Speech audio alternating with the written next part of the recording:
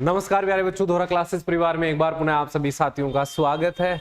तो पशु परिचर part B के लिए आज हमारी 18वीं क्लास होने वाली है, चारे का संरक्षण। हमने चारा फसलों के बारे में डिटेल से अध्ययन कर लिया था कि कितने प्रकार की चारा फसलें होती है, कौन कौन से पोषक तत्व चारा फसलों के अंदर पाए जाते हैं। आज हम देखने वाले हैं कि किस प्रकार से चारे का संरक्षण किया जाता है, चारे का कंजर्वेशन किया जाता है, कौन कौन सी विधियां हैं और कौन सी अच्छी विधि है, कौन सी विधि में क्या लाभ है, कौन से सिद्धांत काम करते हैं और कौन सी बातों का ध्यान रखना होता है। ये हम इस सेशन के अंदर पढ़ने वाले हैं। उम्मीद करता हूं आप सब तक क्लास पहुंच गई है। तो एक बार जो भी साथी जुड़े हैं यस लिख दीजिए, थम्स अप कर दीजिए और क्लास को आगे शेयर कर दीजिए। आपका जो भी टेलीग्राम व्हाट्सएप का ग्रुप बना हुआ है अपने स्टेटस पर लगा लीजिए। शुरू करें क्लास, आप सब तैयार हो? क्लास देखिए, चारे का संरक्षण किस प्रकार से किया जाता है, क्यों किया जाता है। जब फसल जो है आपकी बहुत अच्छी मात्रा में हो, अधिक आपकी फसल हो, तो ऐसे समय में क्या किया जाता है, उस फसल को काटकर पशुओं के लिए संरक्षित किया जाता है। इसी को कहते हैं चारे का संरक्षण करना। और संरक्षित इस प्रकार से किया जाता है ताकि उसके अंदर जो पोषक तत्व है वो बने रहे, ताकि पशुओं को खिलाने से पशु जो है अच्छा दूध दे और उनका भी विकास हो। तो सीधी सीधी बात इतनी सी है कि जब हरा चारा जो है, हरा चारा जब बहुतायत हो तो उस समय चारे को काटा जाता है। काटकर असामान्य समय के लिए, असामान्य समय का मतलब है कि जैसे मान लो ग्रीष्म ऋतु के अंदर या अकाल की स्थिति में पशुओं को खिलाने के लिए उसको रख दिया जाता है। ठीक है, जैसे अपने राजस्थान के अंदर चौमासा होता है। ठीक है, तो चौमासे के अंदर जो फसल होती है उस फसल को काटकर जब पशुओं के लिए आगे के लिए साल के अन्य महीनों के लिए संरक्षित किया जाता है, तो उसको कहते हैं चारे का संरक्षण करना। और इस संरक्षण के अंदर क्या होता है कि संरक्षण इस प्रकार किया जाता है कि पशुओं को कैरोटीन, प्रोटीन, लवण और विटामिन जो है वर्ष भर मिल सके, प्रॉपर मात्रा में उनका पोषण हो सके, इसलिए चारे का संरक्षण किया जाता है। ठीक है, अब देखिए चारा संरक्षण की कितनी विधियां हैं। मुख्य रूप से 3 विधियां आपको अच्छे से पढ़ना पड़ेगा। पहली विधि है सूखी घास अथवा हे बनाना। क्या बनाना? हे बनाना, ये पहली विधि है। दूसरी विधि है साइलेज बनाना। साइलेज का मतलब होता है हरे चारे को हरे चारे के रूप में ही संरक्षित करना। ठीक है, इसमें सुखाया नहीं जाता, इसमें हरा रखा जाता है। और कृत्रिम रूप से घास को सुखाना, यानी आर्टिफिशियल तरीके से घास को सुखाकर संरक्षित करना। तो ये 3 मुख्य विधियां हैं। बोलो, याद रह जाएगी, कोई दिक्कत तो नहीं है। पहली है बनाना, दूसरी साइलेज बनाना और तीसरी कृत्रिम रूप से घास को सुखाना। ये 3 मुख्य विधियां हैं चारे के संरक्षण की। बात समझ आ गई क्या? क्लास को शुरू करने में कभी कभी टाइम लग जाता है ना। Good morning sir, very good morning आप सबको। गुड मॉर्निंग, नमस्कार, दुआ सलाम, बहुत सारा प्यार, आप सबका स्वागत है। अलवर से राम राम गुरुजी, अलवर वालों का भी स्वागत है। मोहित, विनोद, किट्टू, रेनू, आरती। बात समझ आ गई। 3 विधियां, पहली है बनाना, साइलेज बनाना और कृत्रिम रूप से घास को सुखाना। सबसे पहली विधि आती है हे बनाना।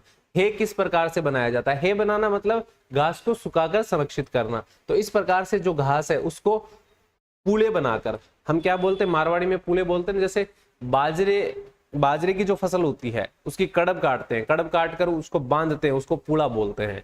तो पूले बनाकर जो है घास को सुखाया जाता है। एक तो ये तरीका आपका है बनाने का, इसको बोलते हैं है बनाना या घास को संरक्षित करना है के माध्यम से। अब देखो है बनाना क्या है, इसके बारे में थोड़ा ध्यान से समझ लो। बहुत ज्यादा आपको मशक्कत नहीं करनी पड़ेगी, बहुत आसान टॉपिक है, एकदम आसान भाषा के अंदर मैं आपको समझा रहा हूं। दोबारा मुझे लगता है आपको बहुत ज्यादा पढ़ने की भी आवश्यकता नहीं पड़ेगी। देखो, है उस सूखी घास को कहते हैं जिसमें जो हरी घास में फूल निकलने की अवस्था के समय अर्थात परिपक्व होने से पहले काटकर इस प्रकार सुखाएं कि उसमें उपस्थित आवश्यक पोषक तत्वों का ह्रास ना हो। कि है बनाना कब बनाई जाती है? जब फसल के फूल आ रहे होते हैं, फसल को पकने नहीं दिया जाता इसके अंदर। जब फसल के फूल आ रहे होते हैं उस समय उस फसल को काट लिया जाता है। उस समय उस फसल को काटकर परिपक्व होने से पहले काटकर उसको सुखाया जाता है। इस प्रकार सुखाया जाता है कि उसके अंदर उपस्थित जो आवश्यक पोषक तत्व है वो खत्म ना हो, यानी आवश्यक पोषक तत्व भी रह जाए और अच्छी घास भी बन जाए। तो इस स्थिति के अंदर इसको काटा जाता है। घास को ये भी ध्यान में रखा जाता है कि घास में पोषक तत्वों की कमी ना हो, मुलायम रहे, रंग भी हरा रहे। ऐसा ना हो कि रंग एकदम ही क्या है कि भूरा हो जाए। और सड़न युक्त नहीं हो, सड़न युक्त भी नहीं होनी चाहिए, उसमें किसी प्रकार की नमी नहीं हो, नमी भी नहीं होनी चाहिए। वैसे इसमें नमी जो है उसकी मात्रा 15% तक रखी जाती है, क्योंकि 15% नमी नहीं रहेगी तो पोषक तत्व बने नहीं रहते हैं। हरा चारा उपलब्ध नहीं हो उस समय पशुओं को खिलाने हेतु संरक्षित करके भंडारित करने की विधि को है बनाना कहते हैं। बाद में पशुओं को खिलाने के लिए जो चारा संरक्षित किया जाता है इसको क्या कहते हैं, कहते हैं। तो है किस प्रकार बनेगी, फसल के फूल आने से पहले उसको काटा जाता है, काटकर उसको इस प्रकार से सुखाया जाता है कि उसमें आवश्यक पोषक तत्वों की कमी ना हो, वो सड़े नहीं, वो खराब ना हो, और नमी जो है उसकी मात्रा उसमें 15% से अधिक ना हो, और बाद में पशुओं को जो है आसानी से खिलाया जा सके ताकि पशुओं का पोषण जो है वो पूरा हो सके। ठीक है, ये बात समझ आ गई, कोई दिक्कत नहीं है। Good morning, hello sir. कल यूवी सर की क्लास नहीं आई, यूवी सर घूम रहे हैं, घूमने गए हुए हैं 3-4 दिन से। कहाँ कहाँ घूम के आएंगे, जब आएंगे तो पूछेंगे उनसे, आप भी पूछ लेना। ठीक है, चलो आगे बढ़े। सर कूलर में लगाते हैं वही घास क्या, कूलर वाली घास नहीं, पशुओं को खिलाने वाली घास है ये, कूलर वाली घास। है के प्रकार कौन कौन से, यानी है कितने प्रकार की होती है, देखो है भी 3 प्रकार की होती है। चारा संरक्षण की 3 विधियां हैं। पहली विधि है बनाना, दूसरी विधि साइलेज बनाना, और तीसरी विधि कृत्रिम रूप से चारे को सुखाना। ये 3 विधियां, हम पहली विधि पढ़ रहे हैं बनाना। और है बनाने की, है को 3 प्रकार से बनाया जाता है। पहला प्रकार है दलहनी है, रिजगा, बरसिम, यानी है के प्रकार है। दलहनी है को, है जो है वो रिजगा और बरसिम से बनता है। अदलहनी है जई और जौ से बनता है। मिश्रित है जो है वो रिजगा, बरसिम और जौ से बनता है। तो 3 प्रकार की है होती है, ये 3 प्रकार है। अब है बनाने की भी अलग अलग क्या होती है, विधियां होती है। तो है बनाने की विधियों से पहले है के सिद्धांत आपको पता होने चाहिए कि है बनाने के क्या क्या सिद्धांत है।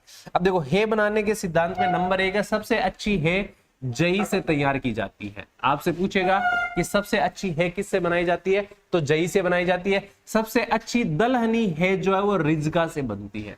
दलहनी है का पूछे तो रिजगा से बनती है। ज्यादातर है उन चारों से बनाई जाती है जिनमें प्रोटीन की मात्रा अधिक होती है।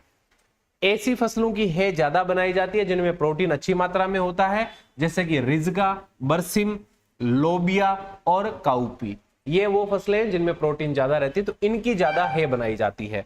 भारत में ज्यादातर है रिजके से ही बनाई जाती है। ज्यादा किससे बनाई जाती है, रिजके से।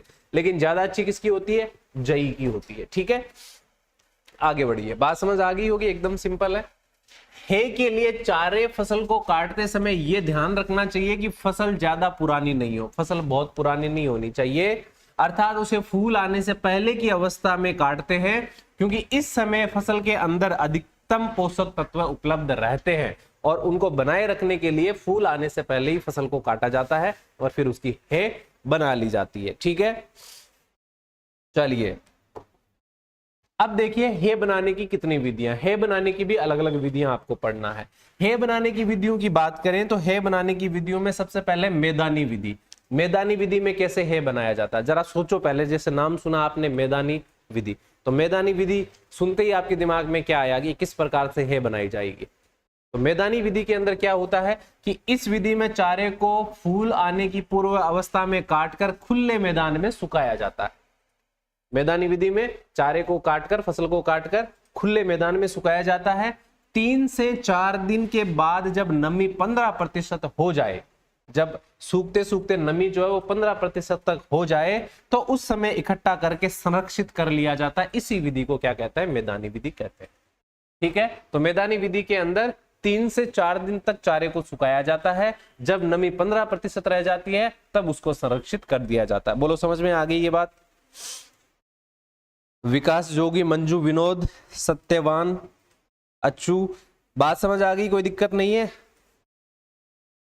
हैप्पी दशहरा आप सबको, हैप्पी दशहरा। आगे बढ़े, यस लिख दो एक बार।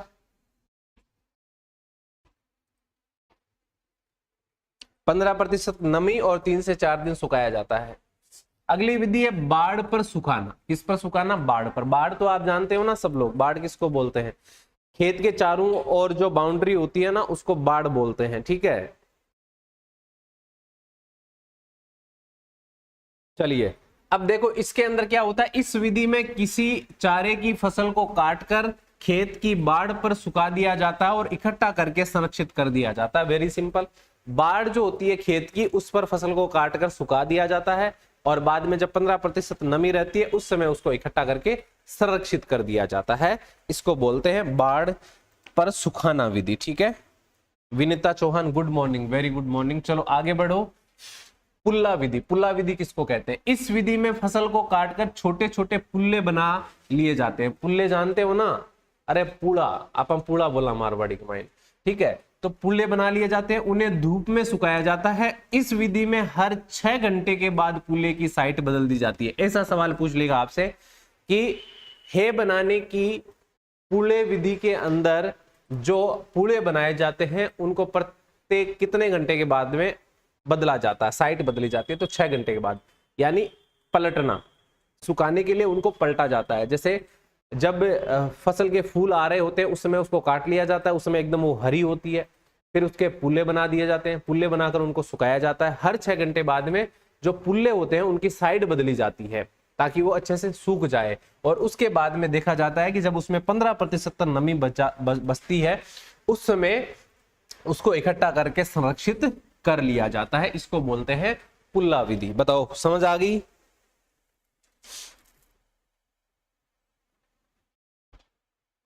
सर आज राउंड को जिंदा जला देंगे सर। ठीक है, जला देना भाई, राउंड मरगा सर आज। अरे पढ़ लो, एग्जाम में राउंड नहीं पूछेगा आपसे, ये पूछेगा पुल्ले विधि को बताओ। तो शाम को चले जाना प्रोग्राम में आप सारे। ठीक है, ये समझ आ गई, कोई दिक्कत नहीं है। ये तो मुझे लगता है आप सब ने काम कर रखा है खेत में कि पुल्ले कैसे बनाए जाते हैं।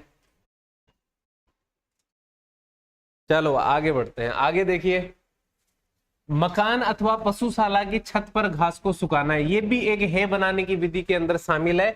ये विधि जो है साधारणतः पर्वतीय क्षेत्रों के लिए उपयुक्त मानी जाती है। जो पर्वतीय क्षेत्र होते हैं उनके अंदर क्या होता है कि मकान और पशुशाला की जो छत होती है उस पर सुखाया जाता है, क्योंकि धूप कम लगती है। धूप कम लगने की वजह से जो है छत पे सुखाया जाता है, छत पे सुखाकर है उसको भंडारित कर लिया जाता है। इसके बाद है पिरामिड विधि। आपसे पूछेगा कि पिरामिड विधि जो है कौन से क्षेत्रों में काम में ली जाती है? तो सरकारी डेयरी और आर्मी और सेना की डेयरी जो होती है, सेना की डेयरियां भी बनी हुई होती है, तो सरकारी डेयरी, आर्मी या सेना की जो डेयरी फार्म होते हैं उनके अंदर इस विधि का अधिकांश प्रयोग किया जाता है। इस विधि में लोहे अथवा एल्यूमिनियम के सरियों से एक त्रिकोणात्मक ट्राइपॉड बनाया जाता है। इस प्रकार से एक ट्राइपॉड बनाया जाता है, ठीक है, और इस ट्राइपॉड के ऊपर जो है फसल को काट कर जो है इसके ऊपर सुखाया जाता है और सूखने के बाद में इकट्ठा कर लिया जाता है, संरक्षित कर लिया जाता है। लेकिन 15% नमी का आपको ध्यान रखना होता है कि 15% जो है इसमें नमी रखी जाती है, ठीक है, ताकि पोषक तत्व जो है वो खत्म ना हो। बात समझ आ गई? कोई दिक्कत नहीं है। पिरामिड विधि कौन से क्षेत्रों में काम में ली जाती है? सरकारी डेयरी और आर्मी सेना डेयरी फार्म के अंदर इस विधि को काम में लिया जाता है। हमें ये विधि जो है देखने को नहीं मिलती है, ठीक है। हम ज्यादातर मैदानी विधि और पुड़ा विधि का यूज करते हैं। मैदानी विधि और पुड़ा विधि के माध्यम से जो है बनाते हैं, ठीक है। इसके बाद में हे बनाते समय सावधानियां क्या क्या रखनी होती है ये आपको पता रहना चाहिए कि कौन कौन सी सावधानियां आपको रखनी होती है। चारे को फूल आने से पूर्व अवस्था में काटना चाहिए, पहली सावधानी तो यही होती है। दूसरी, फसल को इकट्ठा करते समय नमी की मात्रा 15% से अधिक नहीं होनी चाहिए।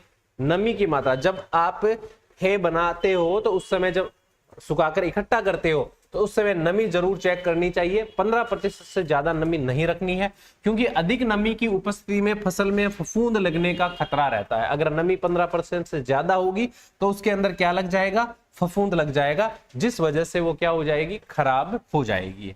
फसल को इस प्रकार से काटा जाना चाहिए कि उसका परिवहन करते समय उसके अंदर पत्तियां ना गिरे, क्योंकि पत्तियों के अंदर महत्वपूर्ण पोषक तत्व खासकर विटामिन ए रहता है। तो जब फसल को काटा जाता है हे बनाने के लिए तो उस समय इस प्रकार से काटना चाहिए कि उसकी पत्तियां ना गिरे। पत्तियां हे के अंदर होना जरूरी है क्योंकि पत्तियों में पोषक तत्व पाया जाता है, खासकर विटामिन ए पाया जाता है। आपसे ये पूछ लिया जाएगा कि जो हे की पत्तियां होती है, फसल की जो पत्तियां होती है, उनमें कौन सा विटामिन खासकर पाया जाता है पशुओं के लिए? विटामिन ए पाया जाता है। ठीक है, ये आपको ध्यान रखना है। इसके बाद में हे बनाने के क्या लाभ है भाई? हे क्यों बनाया जाता है? नंबर एक है, हे बनाना आसान और एक सस्ता तरीका है भाई, खर्चा नहीं आता है। हे बनाने में खर्चा नहीं आता, आसान तरीका है। हे के अंदर पोषक तत्वों की मात्रा होती है, पोषक तत्वों की मात्रा भरपूर होती है, भरपूर तो नहीं कह सकते लेकिन होती है, साइलेज से कम होती है लेकिन मात्रा रहती है। हे आसानी से तैयार की जा सकती है। चारे की कमी के दौरान इसे पशुओं को आसानी से खिलाया जा सकता है। जब चारे की कमी हो, अकाल की स्थिति हो, तो उस समय इसको काम में ले लिया जाता है। विटामिन डी प्रचुर मात्रा में इसमें पाया जाता है। हे निर्माण के कारण जवार की साइनाइड विषाक्तता नष्ट हो जाती है। हाँ, जवार के अंदर जो साइनाइड विषाक्तता है वो नष्ट हो जाती है बनाने के बाद में। तो ये है बनाने के क्या है, कुछ महत्वपूर्ण लाभ है जिनके बारे में आपसे सवाल पूछा जा सकता है। अब हे की कुछ कमियां हैं, ये भी आपको ध्यान में रखना है। हे साइलेज की तुलना में कम पौष्टिक और कम पाचक होती है। साइलेज हम पढ़ेंगे, साइलेज जो है वो हे से ज्यादा कारगर होता है। साइलेज में ज्यादा पौष्टिक तत्व होते हैं। क्यों होते हैं इसके बारे में समझेंगे। हे साइलेज की तुलना में कम स्वादिष्ट होता है। भाई पशुओं को स्वाद भी साइलेज में ज्यादा आता है, हे के अंदर कम आता है। पूरी सावधानी रखने के बावजूद हे बनाने के दौरान पोषक तत्वों की हानि हो ही जाती है। हे बनाते समय कितनी भी सावधानी रखो लेकिन पूरी तरह से पोषक तत्वों को संरक्षित नहीं कर पाते हैं। खराब मौसम में हे बनाना बेहद ही मुश्किल होता है। भाई मौसम भी साफ सुथरा होना चाहिए क्योंकि 85% तक फसल को सुखाया जाता है और 2-3 दिन का समय इसके अंदर लग जाता है। तो ऐसे में खराब मौसम के अंदर इसको बनाना बहुत ज्यादा क्या होता है, मुश्किल काम होता है। बताओ, ये बात समझ आ गई? कोई दिक्कत नहीं है? कमियां क्या है हे की? इसके बाद हे बनाते समय होने वाली हानियां। हे बनाते समय क्या हानियां होती है? हे बनाते समय ज्यादातर पत्तियां गिर जाती है जिससे विटामिन ए का क्या होता है, नुकसान हो जाता है।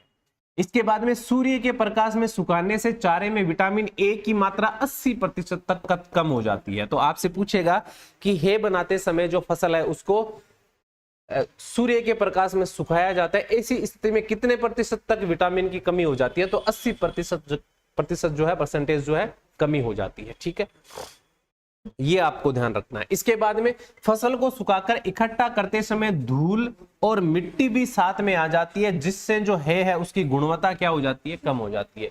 जब फसल को काटा जाता है, उसको इकट्ठा किया जाता है, पूले वगैरह बनाए जाते हैं, तो उसमें मिट्टी वगैरह जो है वो मिक्स हो जाती है और मिट्टी धूल मिक्स होने की वजह से जो है की गुणवत्ता है वो भी कम हो जाती है। बहुत बार क्या होता है कि जब इस हे के अंदर मिट्टी ज्यादा रहती है तो पशु उसको खा नहीं पाते हैं, खाते।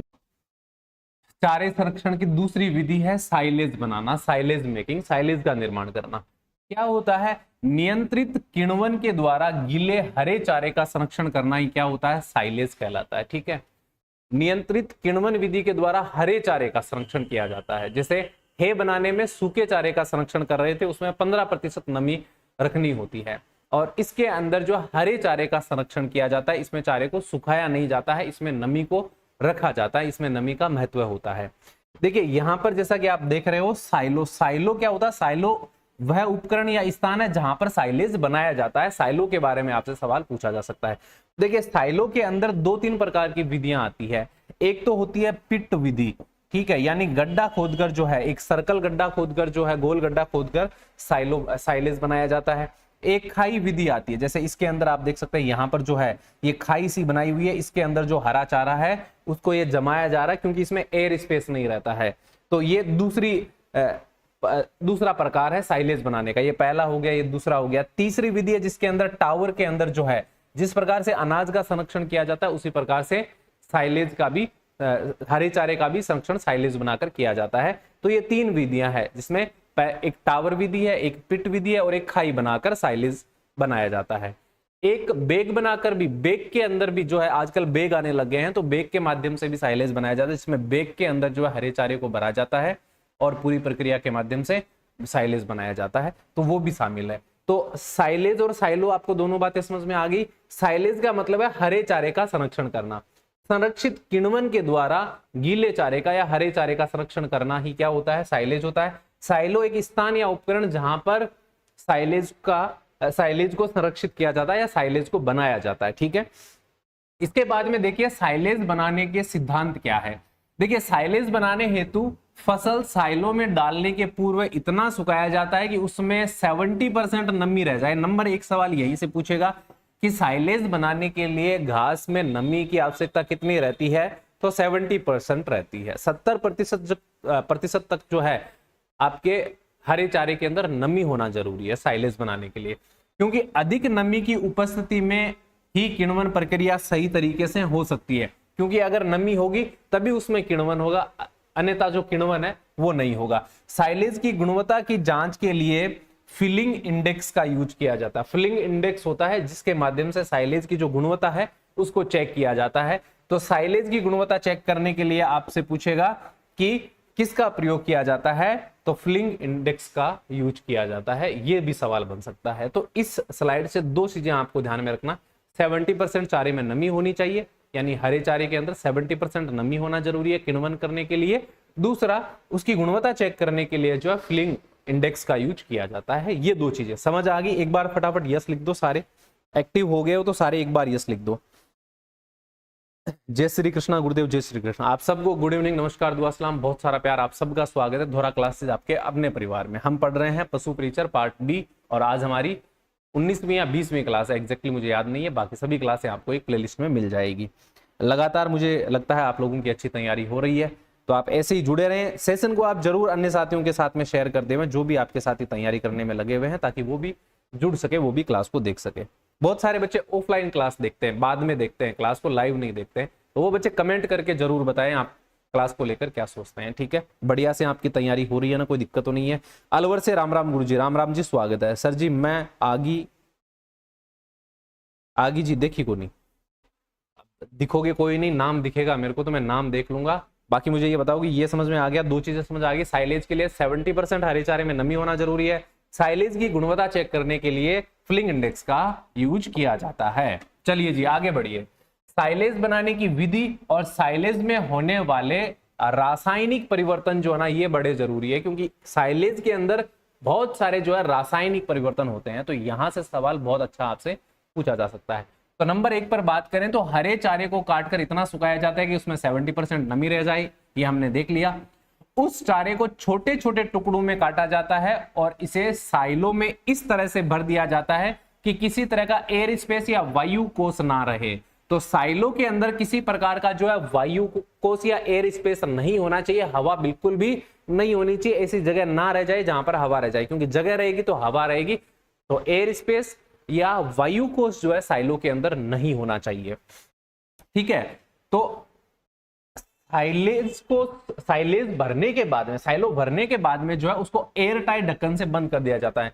अब देखो, गड्ढा खोदकर अगर साइलेज बनाएंगे तो उसके ऊपर ढक्कन नहीं होगा, बल्कि उसके ऊपर जो है मान लो जो तिरपाल वगैरह है उससे उसको पूरा पैक कर दिया जाएगा कि बिल्कुल भी उसके अंदर हवा नहीं रहे। ठीक है, साइलेज में N2 की मात्रा बढ़ाने के लिए 1% यूरिया मिलाया जाता है। पूछेगा कि N2 की मात्रा को बढ़ाने के लिए साइलेज में क्या मिलाया जाएगा, 1% यूरिया मिलाया जाएगा। पूछेगा साइलेज में स्वाद बढ़ाने के लिए क्या मिलाया जाएगा, तो 0.5% नमक मिलाया जाता है। 0.5% नमक मिलाया जाता। तो यहां से देख लो सवाल क्या बनेगा आपसे। ठीक है, सवाल ये बनेगा कि जो है साइलो के अंदर एयर स्पेस नहीं होना चाहिए। एक तो ये बात आपको ध्यान में रखनी है, अगर सत्य असत्य के अंदर पूछ लेगा तो इस बात का ध्यान रखना है।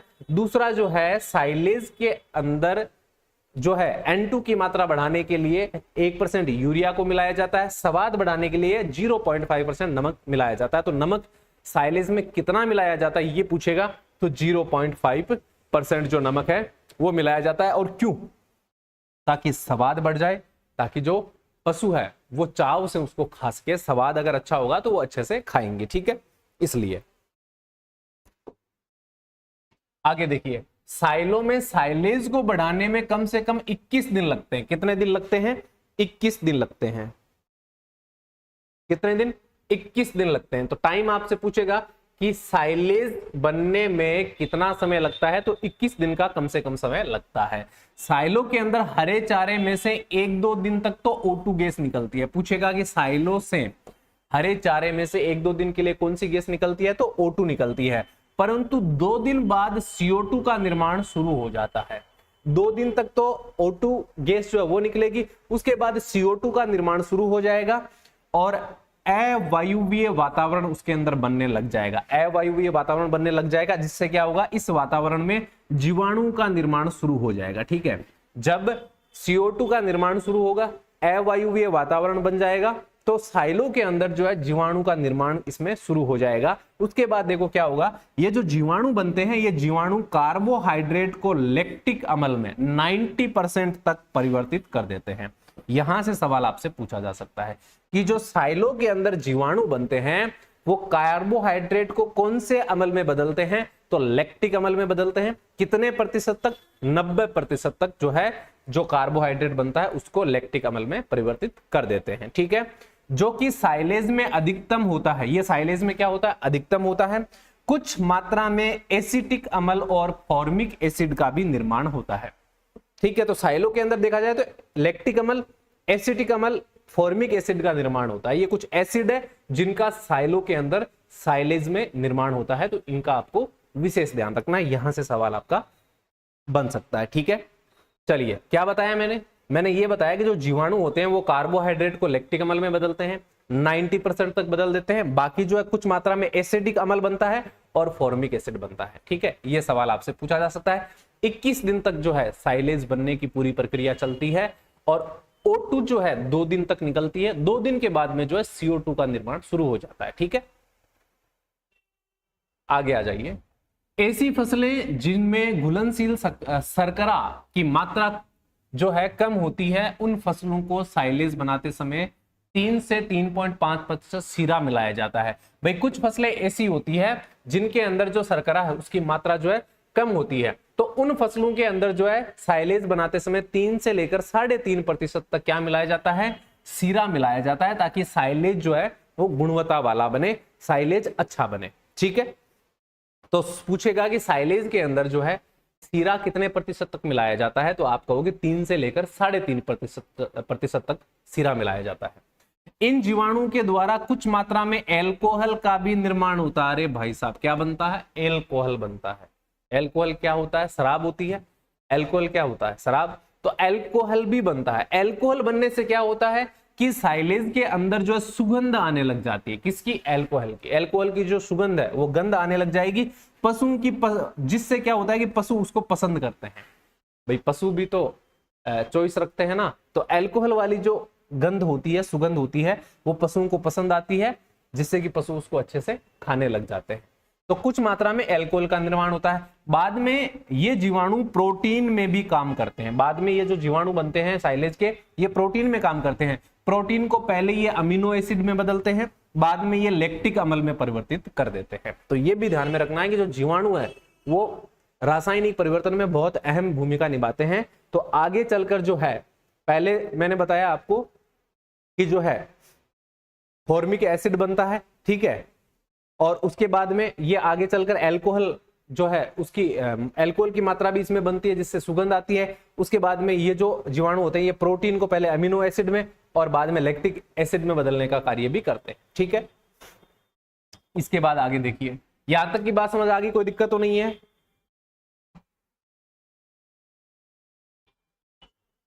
आगे देखिए, ऐसी फसलें जिनमें घुलनशील शर्करा प्रचुर मात्रा में पाई जाती है, जैसे कि मक्का, जवार, बाजरा, साइलेज बनाने के लिए सर्वोत्तम मानी जाती है। पूछेगा कि सर्वोत्तम साइलेज कौन सी फसलों से बनता है, तो मक्का, जवार, बाजरा, ये वो फसलें हैं जिनके अंदर जो शर्करा होती है उसकी मात्रा अत्यधिक पाई जाती है, जिस वजह से जो है साइलेज अच्छी गुणवत्ता वाला बनता है। तो इन फसलों से जो है साइलेज ज्यादा बनाया जाता है। ठीक है, एक बार मेरे को बता दो कि यहां तक की चीजें सारी समझ आ गई, कोई दिक्कत तो नहीं है।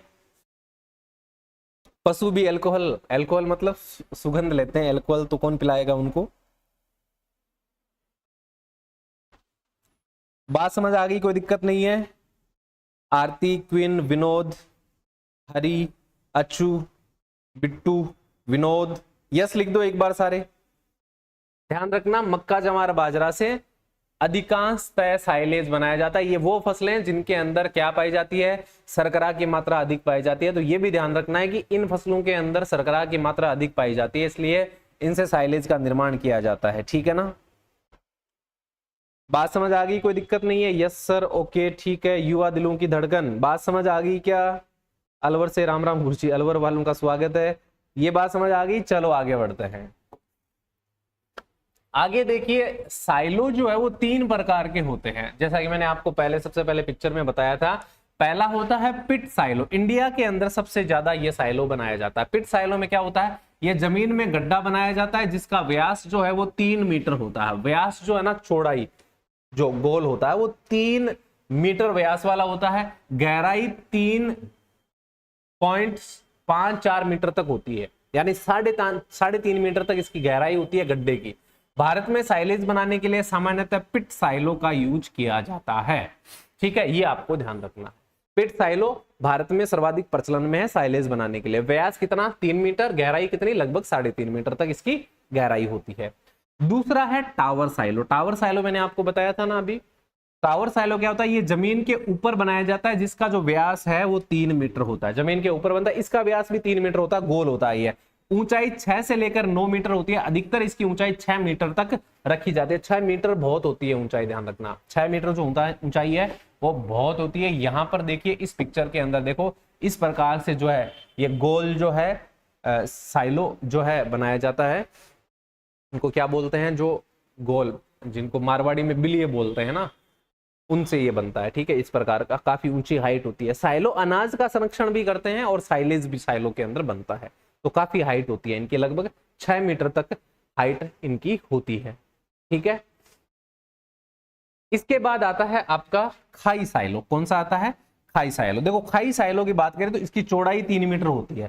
खाई खोदी जाती है, 3 मीटर चौड़ाई होती है। गहराई 4 मीटर और लंबाई होती है। गहराई जो है वो 4 मीटर और 4 मीटर इसकी लंबाई होती है। तो ये भी बहुत बड़ी खाई होती है जिसके अंदर जो है साइलेज का निर्माण होता है। बहुत सारी जगहों पर जो है ये साइलो बनाने के लिए जो खाई बनाई जाती है, इसके अंदर जो हरा चारा डालने के बाद में जो है ऊपर रोलर वगैरह से या ट्रैक्टर वगैरह से चलाकर इसको पूरा जमाया जाता है, ताकि एयर स्पेस इसका पूरी तरह से खत्म हो जाए। तो इस प्रकार की जो खाई है वो बनाई जाती है।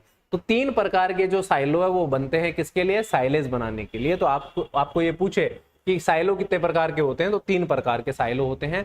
पहला पिट साइलो, जिसमें गड्ढा खोदा जाता है। दूसरा टावर साइलो, जिसमें जमीन के ऊपर टावर बनाया जाता है।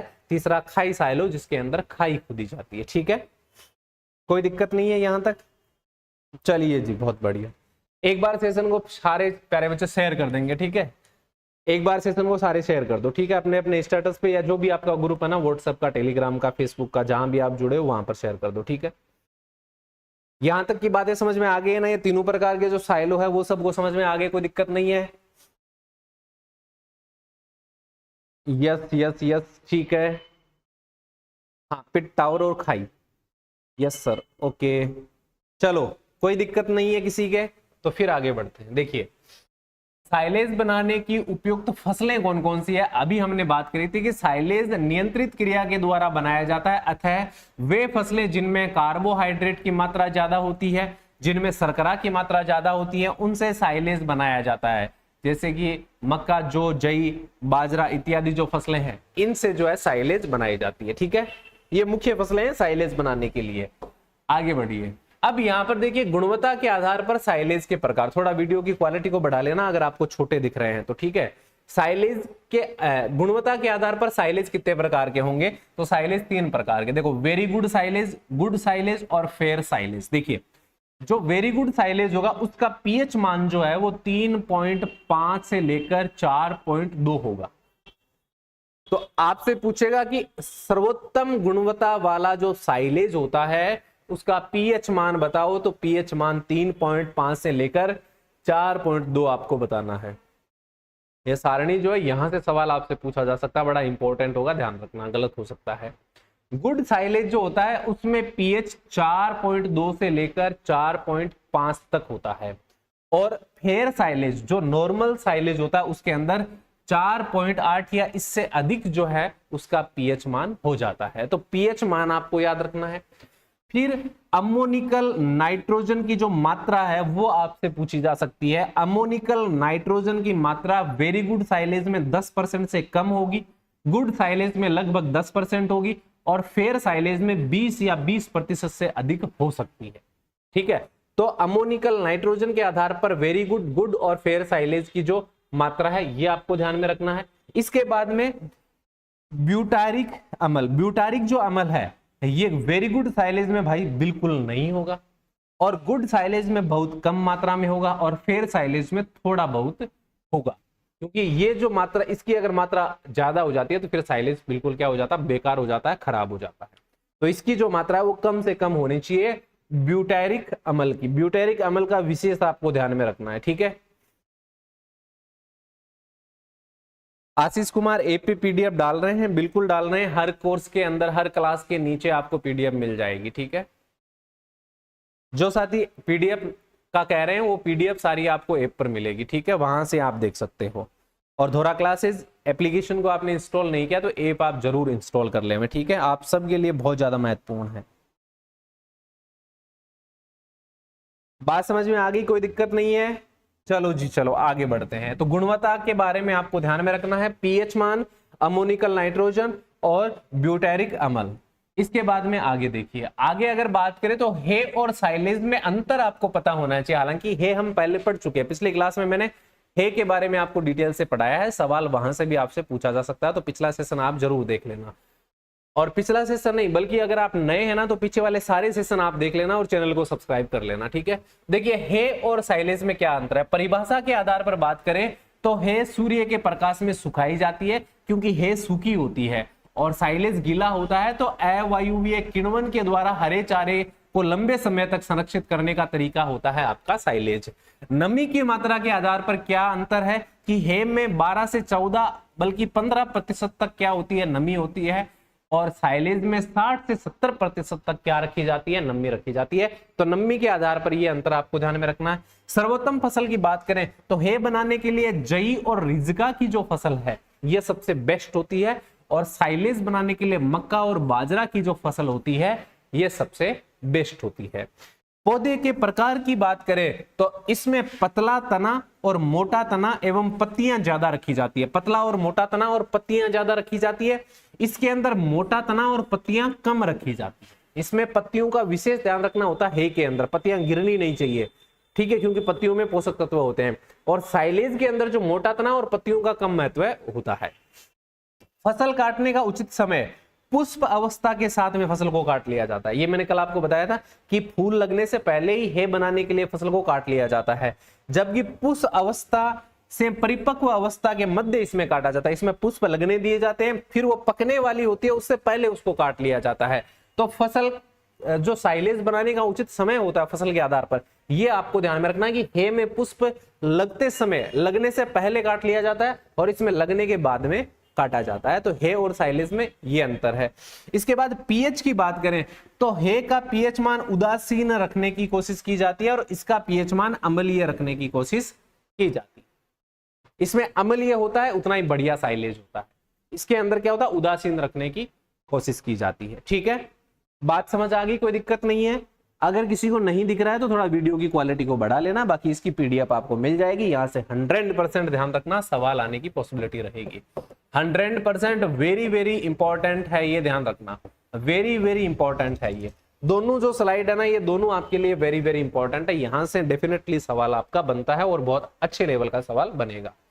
इसके बाद में आगे मैं बात करूं तो हाइलेज ब्राउन साइलेज भी बनता है। ये क्या होता है सर? कई बार ऐसी फसलों से साइलेज बनाई जाती है जिनमें नमी की मात्रा 45 से 55% तक की होती है।